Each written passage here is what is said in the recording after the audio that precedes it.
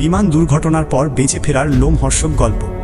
প্রথমেই ভাবুন, আপনি একটি বিমানে আছেন, আকাশে উড়ছে, সবকিছু স্বাভাবিক, কিন্তু হঠাৎ একটা বিকট শব্দ, ইঞ্জিন বন্ধ হয়ে গেছে, বিমানটি দ্রুত নিচের দিকে নামছে। এই রকমই এক ভয়ঙ্কর মুহূর্তের মুখোমুখি হয়েছিলেন একদল যাত্রী যখন তাদের বিমানটি দুর্ঘটনার শিকার হয়। ঘটনাটি ঘটে আন্দিজ পর্বতমালায় 1972 সালে।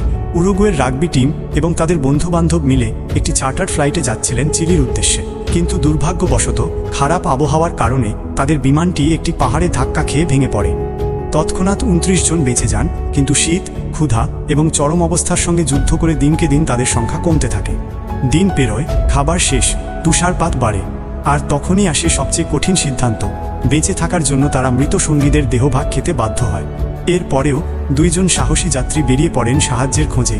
পাহাড় পেরিয়ে 10 দিনের দীর্ঘ পথ হেঁটে অবশেষে তারা লোকালয়ে পৌঁছান এবং বাকি জীবিতদের উদ্ধার করা সম্ভব হয়।